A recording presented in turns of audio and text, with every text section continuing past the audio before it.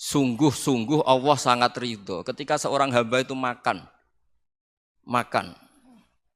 Makan ketika sesuap nasi dia muji Allah, ketika minum seteguk nasi dia muji Allah. Itu kalau orang diridhoni Allah itu wali betul. Itu untuk jadi wali itu gampang, kamu makan ridho. Kamu nginjak buminya Allah ridho seneng, kamu hidup keseharian aman seneng. Nah ini supaya sampean kita semua ngaji betapa panduan Rasulullah untuk menggapai ridho Allah itu banyak yang keseharian sekali.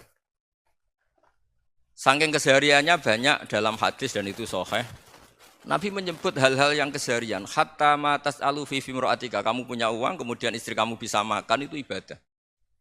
Bahkan sebagian ibadah itu dicontohkan Nabi yang akhirnya diprotes sahabat.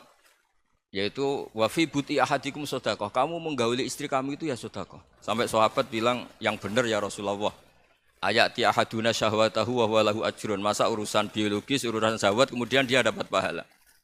Nabi menjawab, alai salawadu'aha fi haramin akana alaihi wisrun. Bagaimana kalau dia meletakkan ke yang tidak benar itu kan dosa. Nah, hal-hal seperti ini yang saya ingin teman-teman semua lah, semua. Saya juga agak ingin ngaji demi Anda juga agak ingin. Itu dosa sekali ngaji kok pesanan kelompok tertentu itu enggak boleh. Islam itu untuk semua. Jadi ya cuma karena di depan saya jenengan ya seakan-akan jenengan korbannya. Itu ada ilmunya dalam usul fikih itu. Jadi orang itu harus ngaji usul fikih.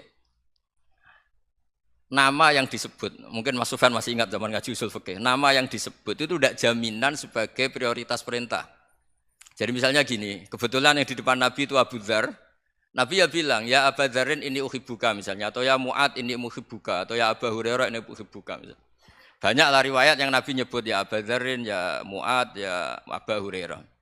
Kemudian misalnya Nabi meneruskan khitab, ini uhibbuka, saya mencintai kamu, fakul dubur sholatin, atau sebagian riwayat disebut fala tada'anna dubura kulli sholatin, Allahumma inni ala dzikrika wa syukrika wa husni ibadatik.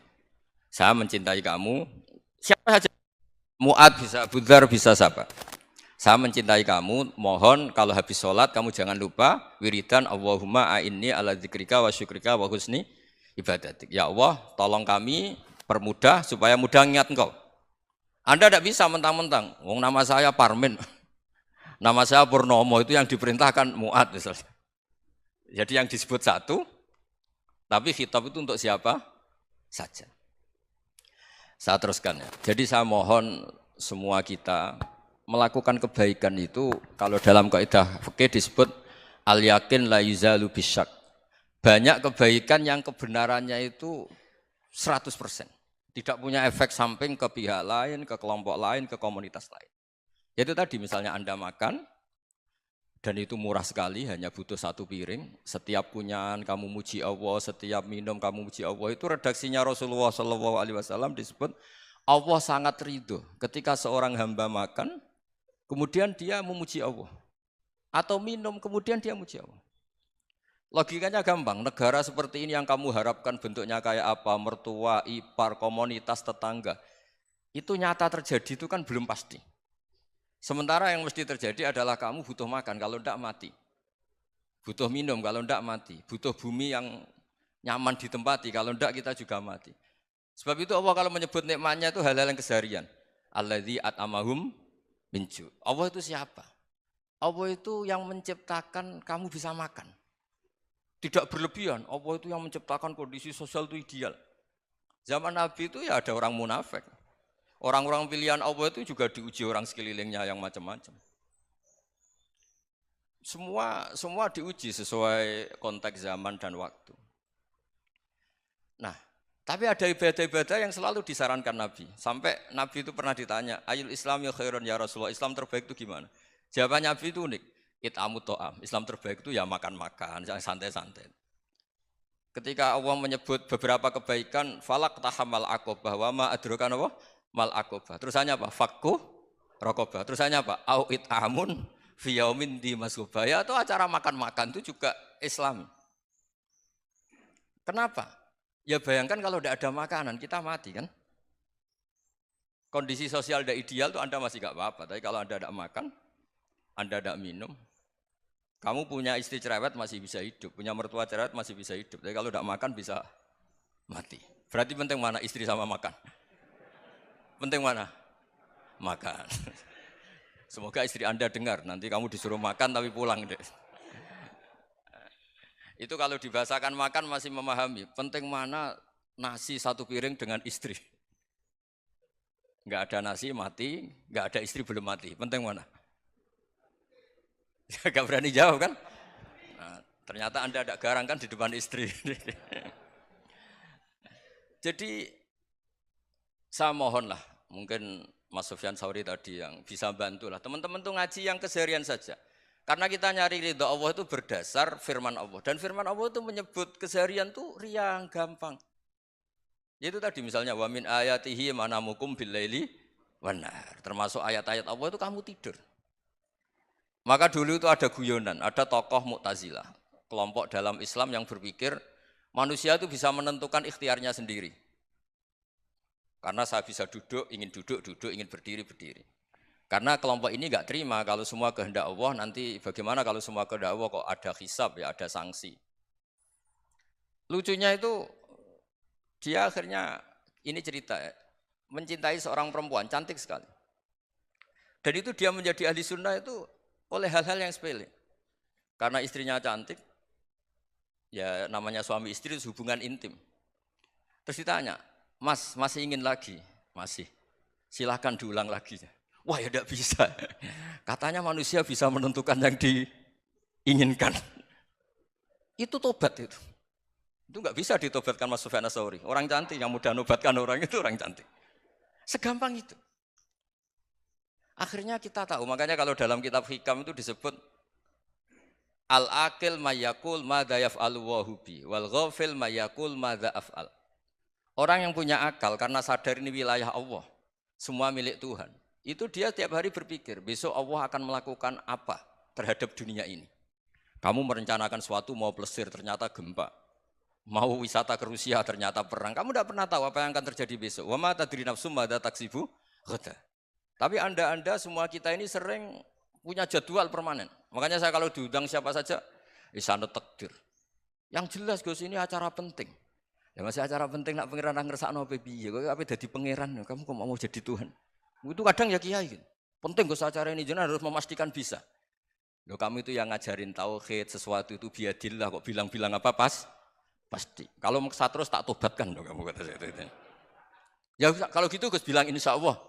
Wah itu hati saya, fisik saya, roh saya sudah bilang insya Allah. Tidak usah kamu latih kata saya. Nah hal-hal tauhid keseharian itu gampang sebetulnya.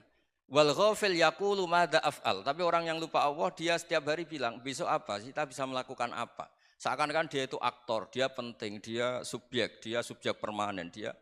Padahal kita ini hanya objek kehendak Allah Subhanahu wa taala. Karena kita yakin sesuatu yang terjadi di alam raya ini kita tidak bisa apa-apa. Makanya saya sering ngaji, sering bilang saya. Ketika Anda mensifati Allah, Dia yang menghidupkan. Sudah itu tanamkan sehingga ketika kita mati santai saja. Kenapa santai? Allah punya cara menghidupkan kita. Zaman kita hidup juga gak tahu caranya ngelola jantung, ngelola paru-paru. Kamu juga gak tahu ngelola oksigen yang tidak beracun, tidak mengandung polusi. Tahu-tahu hidup. Gak ingin tua ya tahu-tahu tua. Gak ingin mati tahu-tahu mati. Selama ini kita hidup juga gak tahu apa sebetulnya. Hanya gaya tok, punya jadwal, punya planning. Kalau kamu bisa menentukan pilihan Anda, pasti Anda istrinya cantik, 4 neriman semua, kona'ah semua. Nyatanya enggak kan? Ada 1 jelek, cerewet. Wah itu kan, nyatanya enggak bisa apa-apa Anda kan? Dan kamu bawa mati lagi. Itu kan, istri Anda juga gitu, punya keinginan, punya suami yang ganteng, yang jabat, yang neriman, yang enggak poligami. Ya enggak kesampaian juga. Kalau kita ngitung tingkat kegagalan kita itu gagal terus. Ya kan? Nah, terus ingat Allah, madza yaf'alu wa bi. Orang yang punya akal selalu berpikir Allah itu menghendaki apa terhadap saya. Lalu sama-sama orang itu. Ngelihat orang yang serius, itu kata Anda itu pemikir berat, serius. Senang punya tokoh yang merengut karena kamu anggap serius. Tapi sebagian orang anggap orang yang serius itu wong merengut, wong masam, wong muka kok ditekuk. Jadi sama itu hati ya muqallibal qulub tsabbit qalbi ala dini, karena kita enggak tahu cara berpikir kita tentang orang lain, tentang sekeliling kita. Misalnya kita orang baik yang jenis ngrumat fakir miskin. Ada orang bangun masjid mewah itu janggal. Apa artinya masjid mewah kalau banyak orang kelaparan? Tapi kalau yang jenis pendidikan apa artinya masjid mewah kalau tidak bisa ngaji? Nanti yang jenis infrastruktur apa artinya ini kalau semuanya punya sudut pandang yang berbeda-beda. Dan Islam mengapresiasi semua kebaikan. Tapi katakan semua kebaikan itu adalah kehendak Allah Subhanahu wa taala. Karena apapun baik Anda itu pakai fasilitas yang diberikan oleh Allah Subhanahu wa taala. Sehingga ini yang disebut qulillah tsumma darhum fi khawdihim yal'abun. Ya kembali tadi ke tema-tema bahwa keseharian Anda ini sudah Islami. Saat Anda tidak bisa melakukan apa saja. Saya sering ada jenazah, biasanya kalau tetangga meninggal saya sering disuruh ngelepas. Saya bilang orang ini baik. Karena sering ngelamun di rumah, sering nganggur di rumah. Ditanya sama anaknya, kenapa Gus nganggur baik? Ya kalau dia nganggur artinya juga enggak berbuat sesuatu yang maksiat kan? Ya kan, orang nganggur di rumahnya ya enggak bunuh orang, enggak maling, enggak korupsi, ya namanya nganggur di rumah. Lah cuma istri cara pandang nganggur enggak menghasilkan uang gitu. Tapi juga enggak menghasilkan kriminal kan? Jadi sebenarnya Islam itu makanya kalau sampai ngaji usul fikih itu ada kitab usul fikih namanya Lubul Usul, itu terkenal sekali di pesantren itu. Itu kalau ngapresiasi keseharian itu luar biasa. Izma min mubahin illa wa yatahaqqaqu bihi tarku haramimma. Karena keseharian yang mubah saat Anda lakukan itu ada kehebatan yang luar biasa, yaitu meninggalkan haram. Makanya dulu banyak orang-orang alim ketemu temannya itu guyon sampai semalaman. Itu biasanya yang semangat Islam, itu kiai kok udah tahajud, kiai kok udah witir. Orang yang sedang mapan uangnya banyak, malam itu udah kelayaban itu sudah luar biasa. Melawan nafsu supaya tidak maksiat itu sudah luar biasa. Supaya lupa guyon sama temannya semalaman sampai subuh. Gejolok-gejolokan ngenang zaman miskin, zaman kuliah nggak jelas, zaman apa. Melihatnya jangan tarkut tahajud. Seperti ini meninggalkan tahajud, tapi meninggalnya ini talkul muharramat. Jadi kayak apa hebatnya? Sehingga Imam Ghazali punya riwayat yang agak unik. Hatta takuna ibadatu akhiri hadil ummah iku an-naum. Sehingga suatu saat ibadah terbaik umat ini itu tidur. Itu kan riwayat kontroversi. Ketika Imam Ghazali ditanya, kenapa iya? Kenapa kamu mulai keluar dari rumah itu sudah banyak maksiat? Melihat perempuan yang enggak mahram, melihat fenomena. Tapi kalau kamu tidur itu enggak melihat apa-apa. Tapi juga kamu jangan menganggap tidur itu ibadah betul. Saatnya melakukan fardu ain malah masih tidur. Tapi itu sudut pandang yang menjadikan kita Islam itu gampang. Jadi saat Anda tidak bisa aktivitas apa-apa, misalnya ada beberapa orang yang lumpuh. Lumpuh itu memang nggak bisa Jumatan, nggak bisa ibadah, tapi dia juga nggak bisa maksiat. Tidur itu memang Anda saat itu tidak bisa tahajud, tidak bisa witir, tapi saat itu ada zina, ada maling, tidak gosipkan orang, tidak bully orang, tidak menanamkan kebencian, tidak hasud. Sehingga tidur menurut Allah Ta'ala wa min ayatihi manamukum billaili apa? Wan-nahar. Karena di tidur itu selain ada unsur istirahat, jaga kestamina, juga ada unsur meninggalkan beberapa keburukan. Nah saya mohon ibadah yang keseharian ini kita jaga. Supaya kita semua baca ayat itu fasih. Fasih itu tertanam di hati. Allah itu siapa? Alladzi at'amahum min ju'i wa amanahum min khauf. Dan Allah kalau cerita di Quran itu anna sababnal ma'a sabba tsumma syaqaqnal ardha wa syaqqa fa ambatna fiha habba wa inaba wa qadba wa zaituna wa nakhla wa hadaika hulba. Kamu tahu saya ini siapa kata Allah? Saya ini adalah Tuhan yang menurunkan air, kemudian ada tanaman banyak. Habba wa inaba wa qadba, ada zaitun, ada tin, kalau orang Jawa mungkin ada tela, ada padi, ada mangga, ada pisang. Sudah. Wa inaba wa zaituna wa nakhla wa hadaika hulba, ada perkebunan yang lebat. Tujuannya apa? Mata Allahkum, silahkan kamu pakai, kamu nikmati. Tapi karena kadang kita ini punya ide-ide besar. Tadi untuk syukur saja nunggu punya istri riman, rumah baik, tetangga baik, komunitas baik, semuanya baik baru syukur. Lama-lama nanti ada di surga, syukurnya nunggu surga paling kelas A. Itu sudah ada yang menghuni Rasulullah, kamu nggak boleh di situ. Masa untuk syukur saja? Repotnya Masya Allah. Jadi mohonlah Quran yang kalau Anda hafalkan juz sama itu kan ada ayat-ayat yang kayak tadi. Ya, fal yang dzuril insanu ila ta'ami. Coba lihat apa yang kamu makan ya? Dari mana? Dan untuk mempertahankan hidup kamu keseharian.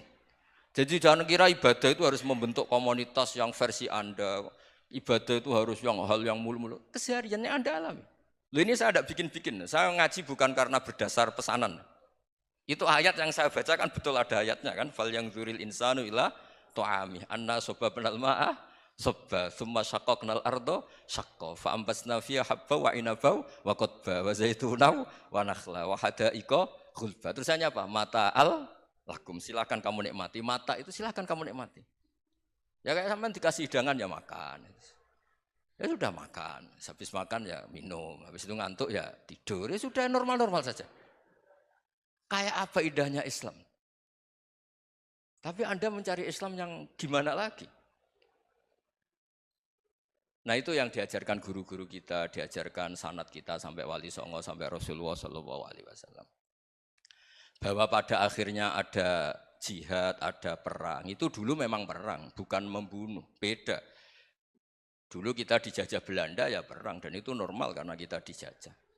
Jadi ketika orang lain ingin baik sama kita, wa in ahadum minal musyrikin astajaroka ya fa'jirhu hatta yasma'a kalam Allah. Kalau mereka ingin baik ya kita baik. Makanya ada istilah mustakman, mu'ahad. Kalau mereka ingin damai, berdampingan dengan kemajmukan ya itu yang lebih baik. Karena memang Islam menghormati proses perdamaian. Wa in janahu lisalmi ya fajnah lah. Kalau ingin damai ya kita harus damai.